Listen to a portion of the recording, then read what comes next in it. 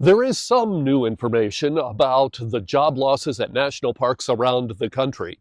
The National Parks Conservation Association says that after the buyouts and layoffs, that about 9% of national parks' permanent staff is gone. That has led to protests in some places around the nation, including some at the Arch just down the road here at Yellowstone's north entrance. But not everyone is disappointed with the outcome. Remember, we're spending taxpayer dollars. So what President Trump is doing needed to be done. I'm grateful for his courage, his leadership to do sometimes the hard thing to reduce the size of the federal government. Within the last few days, DOJ says 34 national parks building leases are being terminated.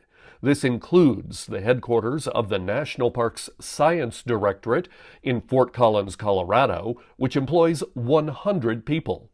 Leases are also ending for a National Resources Inventory Center in Arizona, an office for ecosystem restoration in the Everglades, and a biological science center in Moab, Utah. How is just talk about all of this affecting those folks? Not good, because science and research depends on clear thinking.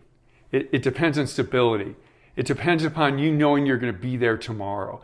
This chaos, for in some ways no reason, throws all that out the window. Senator Daines tells MTM News in an email that national parks are the country's crown jewels and says, quote, "I've been in close contact with Yellowstone Superintendent Cam Shawley to ensure the park can continue accommodating visitors from far and wide."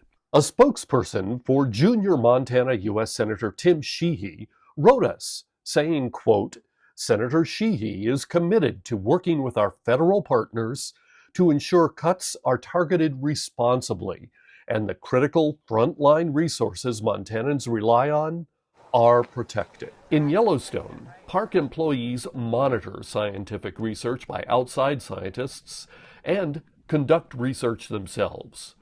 The Park Service says 9% of Yellowstone research is for physical sciences, 27% is for biology, 19% for microbiology, 14% for ecology, 24% for geology, and all the rest is about 7%. The Park Service is able to set up long-term monitoring over decades of just being there every year. And that is extraordinarily important that other aspects of society are not addressing. The government is very good at that, particularly the National Park Service. The National Parks Conservation Association says the national parks budget for the entire country is 1/15 of 1% of the federal budget. It's about $4.7 billion, but added more than $55 billion to the economy in 2023 and created more than 415,000 jobs in communities near parks.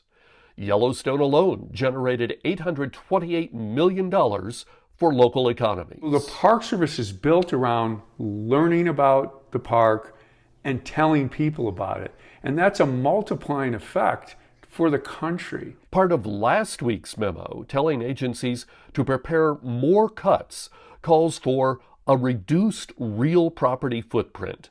Also, to improve services to citizens while eliminating costs, and advance the president's policy priorities.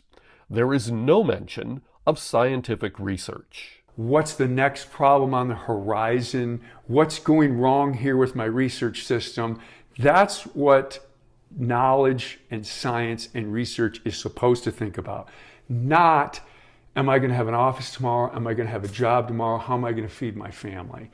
And that's what's hurting us now. You need to keep those people stable, secure, and thinking about what's important. In Mammoth, I'm John Shearer for MTN News.